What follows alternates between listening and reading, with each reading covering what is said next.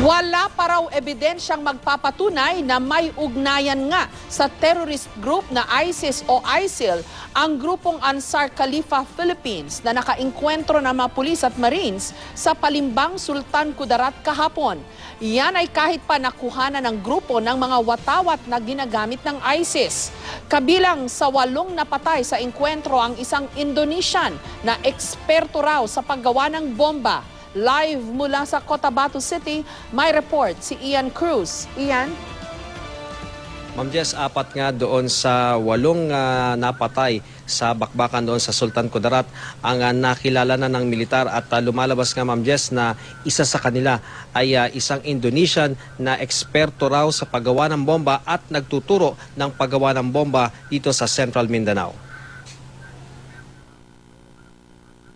Nakilala ng 4 sa 8 miyembro ng armadong grupong napatay sa enkwentro sa Palimbang, Sultan Kudarat kahapon. Kabilang sa kanila ang Indonesia na si Ibrahim Ali alias Abdul Fattah o Abu Fattah na miyembro muna ng grupong Mujahidin Indonesia Timur na katumbas daw ng Abu Sayyaf Group.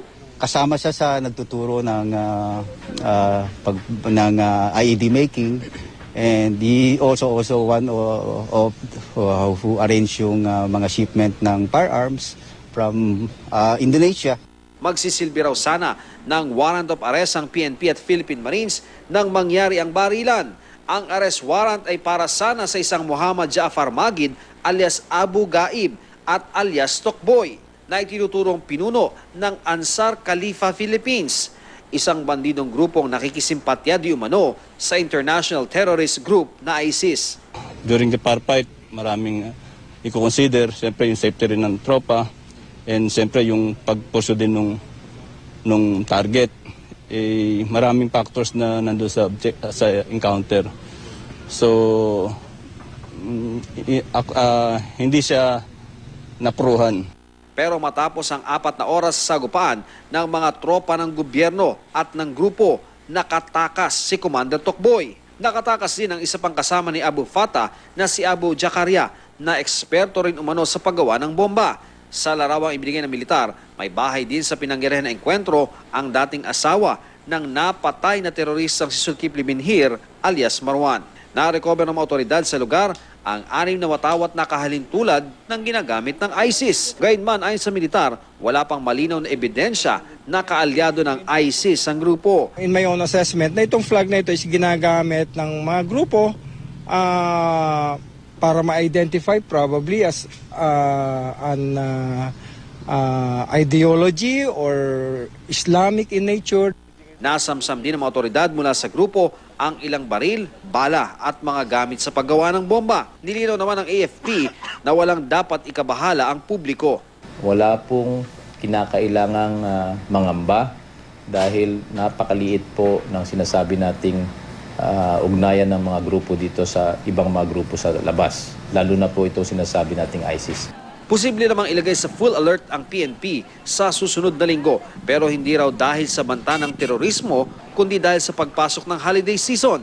Asahan na raw ang mas madalas na pagpapatrolya sa mga kalsada at matataong lugar. Ang principle is that to ensure na yung maximum presence ng ating kapulisan sa mga station nila, so that if there is any eventuality or situation that needs to be responded, andun kaagad yung mga kapulisan natin.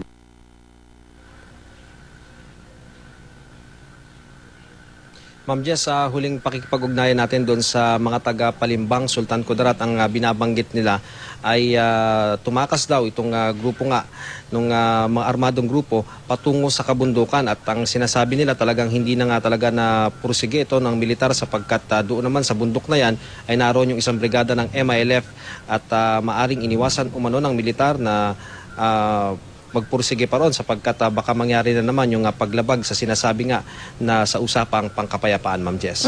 Iyan, maintindihan natin kung gustong i-downplay ng militar o ng mga otoridad itong personalidad nitong grupong Ansar Khalifa Philippines na kahit nakitaan sila ng mga flag ng ISIS o ISIL ay sinasabing baka inspired lang sila. Naintindihan natin yun kasi ayaw nilang matakot ang publiko, no, na yung ISIS. Alam naman, nababalitaan natin yung nangyayari in many parts of the world. No?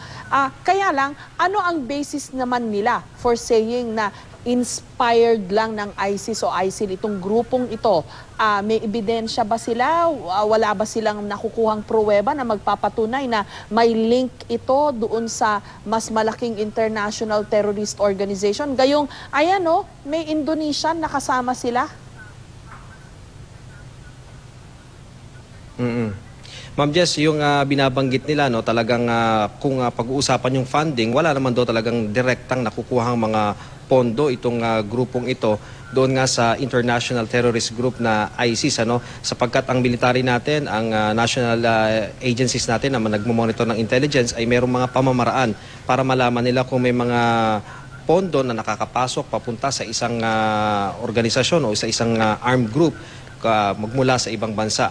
At ang sinasabi nila, Ma'am Jess, itong grupong ito ay talagang hindi pa naman ganong kalaki. No? Katunayan, ang sinasabi nila, ang core group daw nito ay 20 katao lamang. Pero ang nakakabahala din dito, Ma'am Jess, mayroong nakita at aminado ang militar na mayroong mga na-recruit na mga binatilyo at may mga babae pa silang mga na-recruit. Ano? At ang impormasyon nakarating pa sa GMA News, Ma'am Jess, may mga estudyante rin na mula dito mismo sa Cotabato City, no, na napakalayo, no, kung magbabiyahe ka by land ay talagang napakalayo nung distansya, mga 7 oras ano mula dito, pero nakapag-recruit umano sila. At ang ginagamit nga na pang-lure umano ng grupong ito ay yung sinasabi nung yung parang ginagamit din ng mga taga-ISIS, ano, na yung may mission sila at yun nga yung pang-akit sa kanila at mayroong training na sinasabing pupuntahan sila na nangyayari doon mismo sa training camp na o doon sa camp na napuntahan nga doon sa Palimbang Sultan Kudarat, Ma'am Jess. Ngayon naman pala although naintindihan nga uli natin, no, ayaw nila tayo magpanik, pero kung may mga ganyan na may mga nakikita silang senyales na yung ginagawa ng ISIS sa ibang parte ng mundo ay nagre-recruit ng mga bata, ginagawa na rin itong grupong to, nitong Ansar Khalifa Philippines dito sa kanilang lugar na pinag-ooperatan, hindi ba yun major cause of concern? Iyan, kasi mabanggit ko lang, may mga reports din na nagsasabi na itong Indonesian daw na napatay ay suspect sa Bali bombing.